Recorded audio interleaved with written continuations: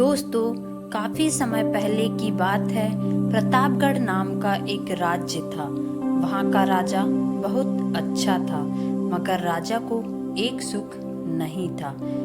वह यह कि उसकी कोई भी संतान नहीं थी और वह चाहता था कि अब वह राज्य के अंदर किसी योग्य बच्चे को गोद ले, ताकि वह उसका उत्तराधिकारी बन सके और आगे की बागडोर को सुचारू रूप से चला सके। और इसी को देखते हुए राजा ने राज्य में घोषणा करवा दी कि सभी बच्चे राजमहल में एकत्रित हो जाएं। ऐसा ही हुआ। राजा ने सभी बच्चों को पौधा लगाने के लिए भिन्न भिन्न प्रकार के बीज दिए और कहा कि अब हम 6 महीने बाद मिलेंगे और देखेंगे कि किसका पौधा सबसे अच्छा होगा। महीने बीत जाने के बाद भी एक बच्चा ऐसा था जिसके गमले में वह बीज अभी तक नहीं फूटा था, लेकिन वह रोज उसकी देखभाल करता था और रोज पौधे को पानी देता था।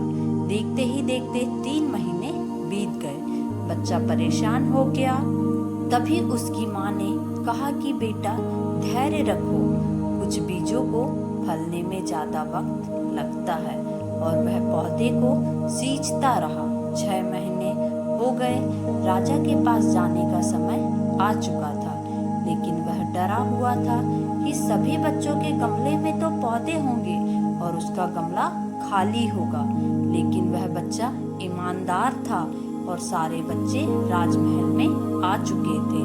कुछ बच्चे जोश से भरे हुए थे क्योंकि उनके अंदर राज्य का उत्तराधिकारी बनने का प्रबल लालसा थी। अब राजा ने आदेश दिया, सभी बच्चे अपने अपने गमले दिखाने लगे, मगर एक बच्चा सहमा हुआ था क्योंकि उसका गमला खाली था। तभी राजा की नजर उस गमले पर पड़ी। उसने पूछा, तुम्हारा गमला तो खाली है। तो उसने कहा, लेकिन मैंने इस गमले की 6 महीने तक देखभाल की है। राजा उसकी ईमानदारी से खुश था कि उसका गमला खाली है, फिर भी वह हिम्मत करके यहाँ आ तो गया। सभी बच्चों के गमले देखने के बाद राजा ने उस बच्चे को सभी के सामने बुलाया। बच्चा सहम गया और राजा ने वह गमला सभी को दिखाया। सभी बच्चे जोर जोर से हंसने लगे। राजा ने कहा, शांत हो जाइए, इतने खुश मत होइए। आप सभी के पास जो पौधे हैं वे सब बंजर हैं। आप चाहें कितनी भी मेहनत कर ले, उनसे कुछ नहीं निकलेगा, लेकिन असली बीज यही था। राजा उसकी ईमानदारी से बेहद खुश हुआ और उस बच्चे को राज्य का उत्तराधिकारी बना दिया। लेकिन हमें इस कहानी से क्या सीखने को मिला?